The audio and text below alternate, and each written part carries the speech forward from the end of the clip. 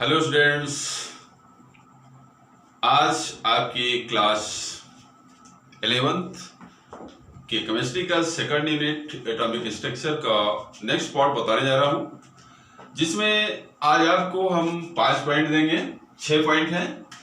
Atomic number, mass number, isotopes, isobar, isotone और iso electronic, इन्हें clear किया जाएगा।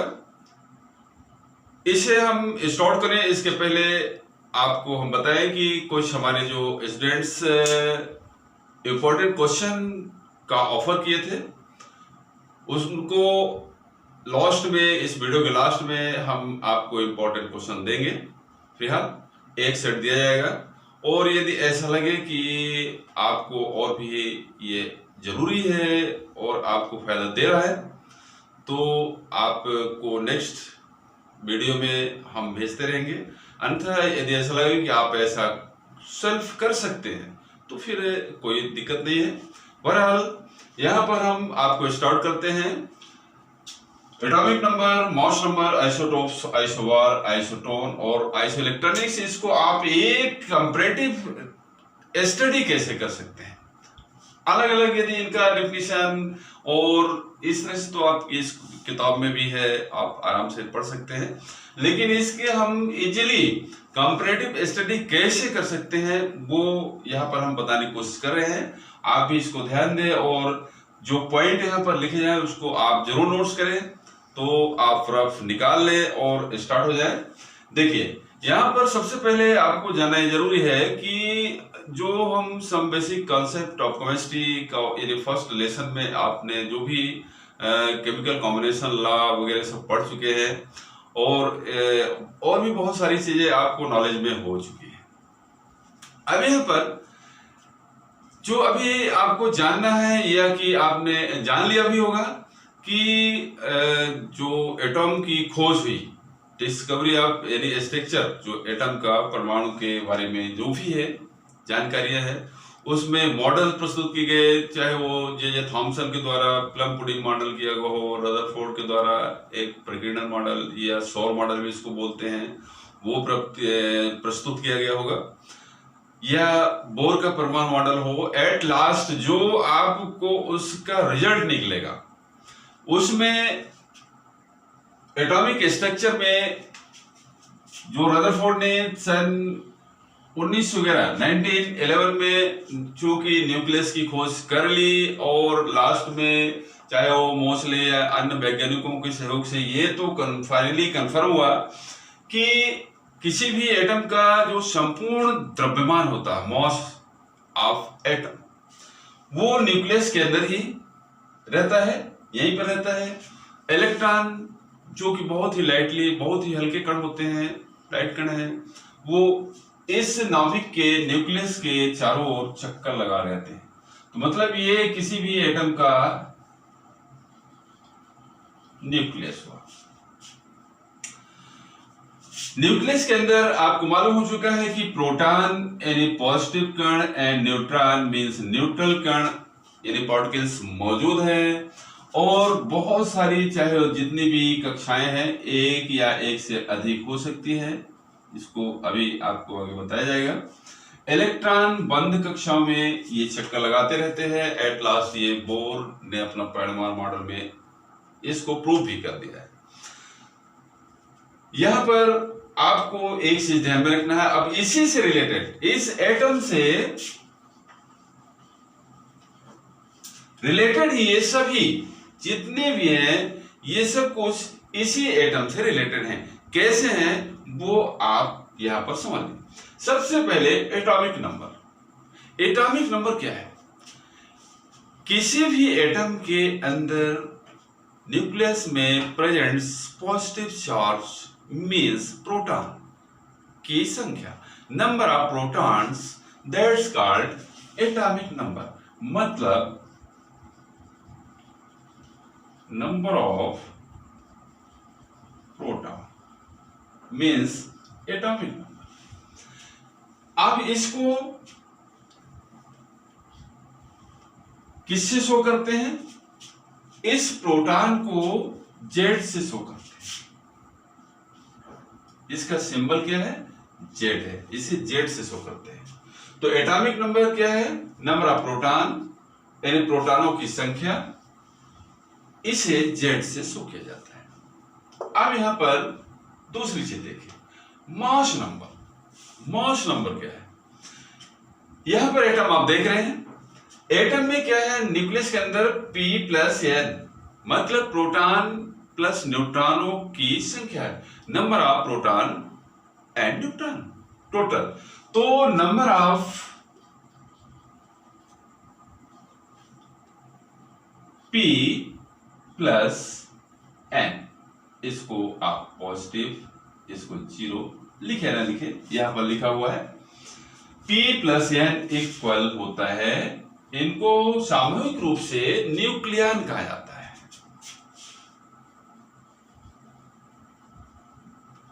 ये है न्यूक्लियन।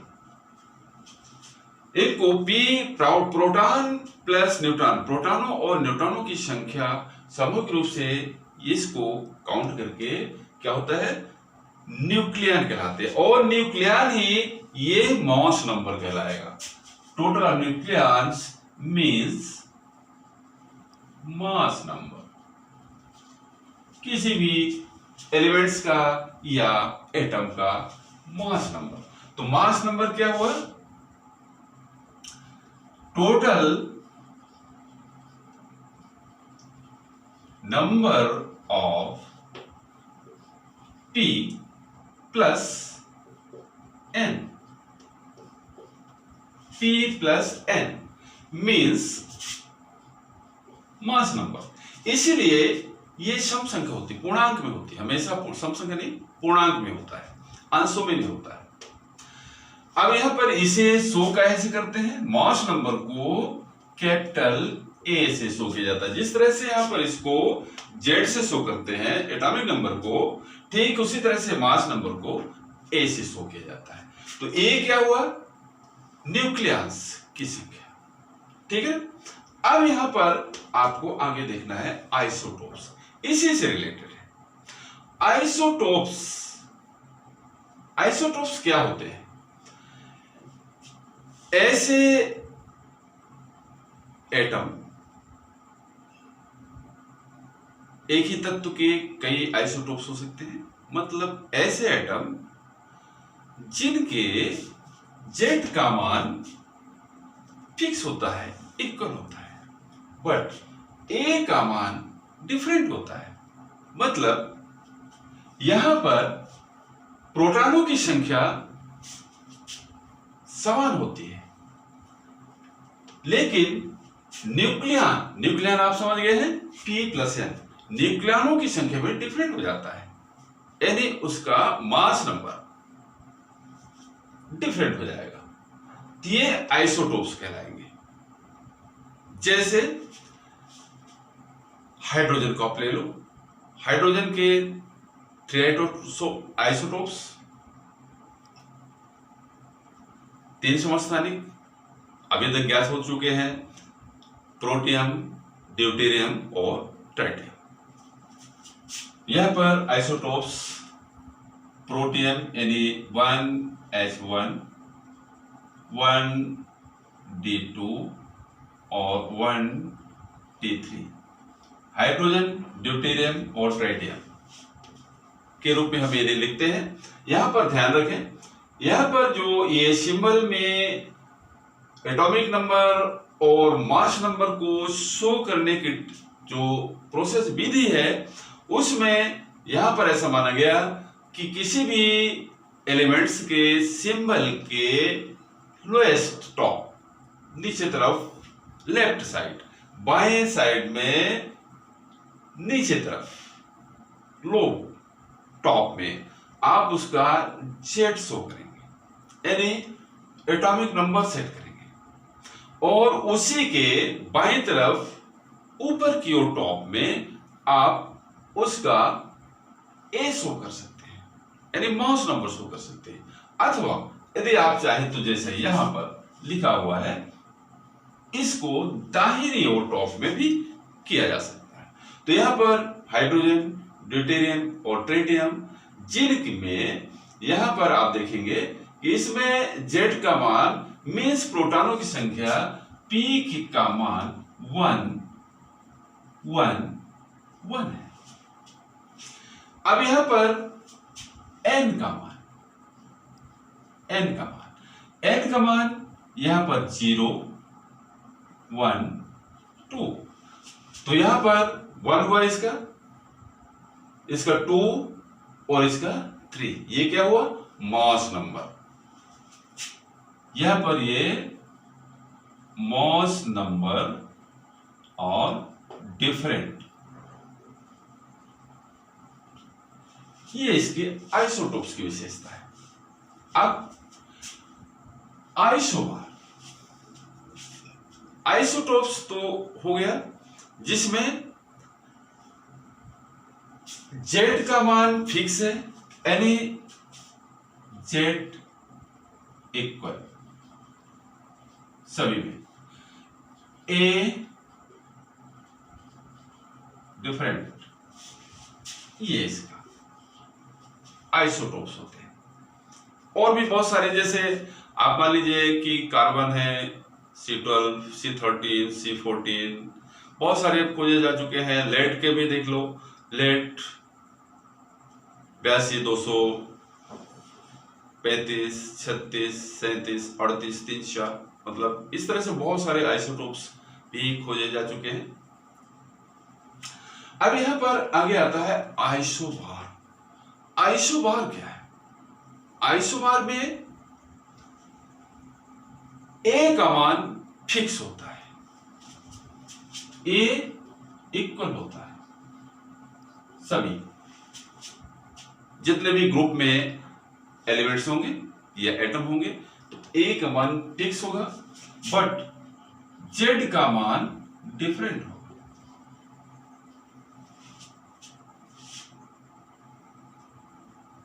यहां पर आप Z इक्वल और A डिफरेंट, यहां पर A इक्वल और Z डिफरेंट, ये जस्ट कहलाएगा आइसोबार। जैसे इसमें आइसोबार में आप देख सकते हैं किसी को भी आइसोबार में, जैसे मान लीजिए कि ऑर्गन है, ऑर्गन 18,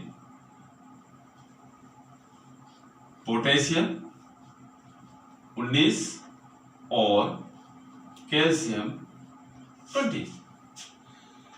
अब इसमें देखो, इसमें ये Z है तो Z क्या है? डिफरेंट है।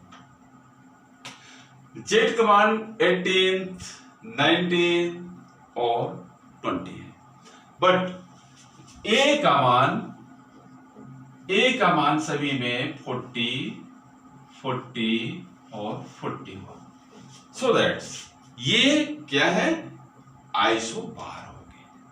अब यहां पर देखो, इसी से रिलेटेड आइसोटोन है। आइसोटोन में क्या होता है? यहां पर सभी के न्यूट्रॉन, ये ध्यान रखिए, न्यूट्रॉनों की संख्या इक्वल होती है, यानी N और इक्वल, ध्यान रखना है। यहां पर क्या होता है? N का मान इक्वल होता है और A का मान डिफरेंट होता है। N का मान इक्वल होगा किंतु A का मान क्या हो जाएगा? A क्या है? अब यहां पर देखिए मॉस नंबर, यानी मॉस नंबर डिफरेंट हो जाएगा, यानी A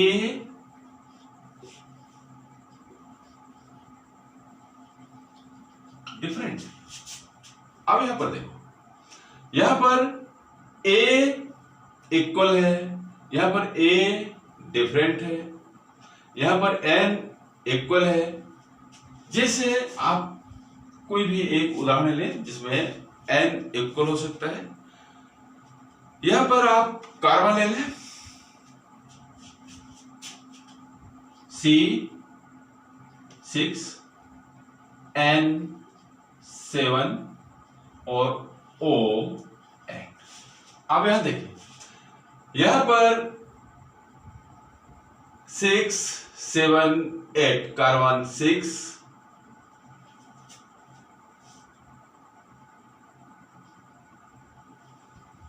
14 एक समस्थानिक होता है C14,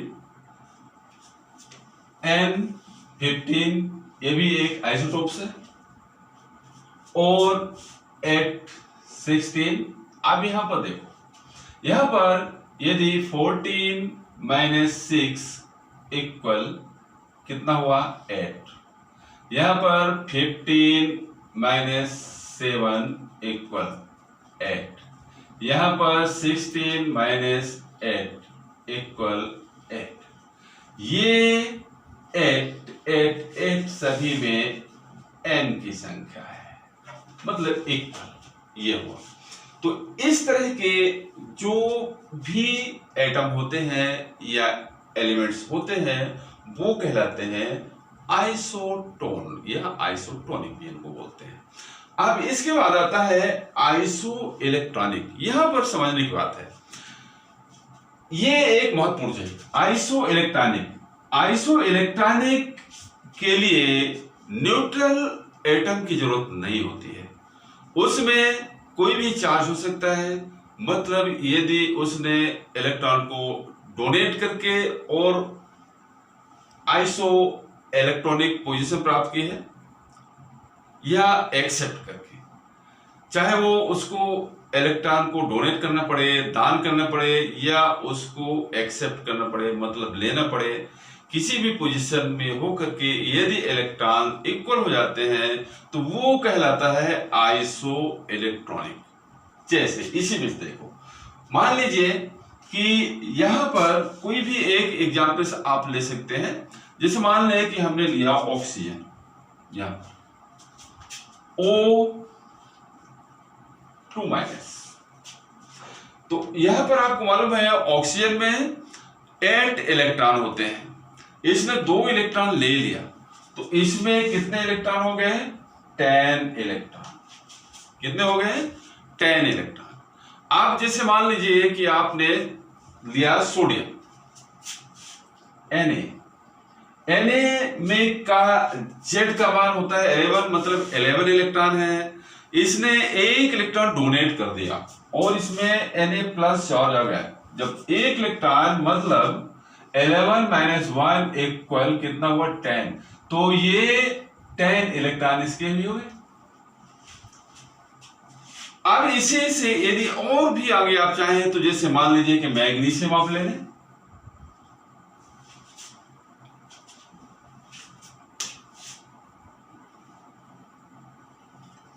जैसे मान लीजिए आपने मैग्नीशियम लिया Mg में Z का मान कितना होता है, Z का मान होता है 12 यानी 12। अब यदि यहां पर Mg 2 इलेक्ट्रॉन डोनेट कर दे तो इसमें 2 प्लस यानी 2 प्लस, तो Mg 2 प्लस, Mg नहीं, Mg इसका आइसो इलेक्ट्रॉनिक नहीं हो सकता, बट Mg 2 प्लस मतलब 12 माइनस 2 इक्वल 10, मतलब ये इसमें भी 10 इलेक्ट्रॉन आ गए। ये क्या हुआ आइसो इलेक्ट्रॉनिक। अब यदि इससे और भी आगे आपको जानना, इसी तरह से बहुत सारे आप निकाल सकते हैं। मान लीजिए आपने एल्यूमिनियम लिया, एल का कितना होता है जेड का मान, मतलब इलेक्ट्रॉनों की संख्या 13 होती है, पी 13 होंगे। तो अब यहां पर ये न्यूट्रल पोजीशन में, बट यदि ये आउटर मोस्ट लेयर के 3 इलेक्ट्रॉन को किसी को डोनेट कर देता है तो इसमें 3 प्लस चार्ज आ जाता है। अब यहां पर 13 माइनस 3 इक्वल 10, मतलब इसमें भी 10 electron, so that it's all of iso electronic. इस तरह से आपने यहां पर इस वीडियो में इतनी चीजें आपको मालूम हो चुकी है। आप जो सबसे महत्वपूर्ण चीज है अभी तो हमको जो एटॉमिक मॉडल्स हैं, कैसे यहाँ पर इसकी खोज होकर के लास्ट फाइनली ये जो इसका स्ट्रक्चर बना, वो कैसे बना उसको हम थोड़ा सा बताएंगे। लेकिन यहाँ पर एक चीज हम आपको और बता दें कि जो भी आपने आप तक केमिस्ट्री पढ़ा है, केमिस्ट्री को इजीली समझने के लिए उसके एटम का इलेक्ट्रॉनिक कॉन्फ़िगरेशंस समझना बहुत जरूरी होता है। तो और जो कि बोरबरी के नियम से रिलेटेड है, यदि आपको बोरबरी का नियम मालूम हो गया तो रसायन की लगभग बहुत सारी चीजें एकदम इजी हो जाती है। आपको ये समझ लीजिए कि रसायन का एक वे, गेट, एक दरवाजा, डोर मिल जाता है इंटरेक्ट होने के लिए। तो चूंकि थोड़ा सा उसको डिटेल में भी समझाना पड़ेगा, अतः बोरबरी का नियम हम नेक्स्ट वीडियो में देंगे। और आज के लिए ये वीडियो यहीं पर समाप्त होती है। Thank you.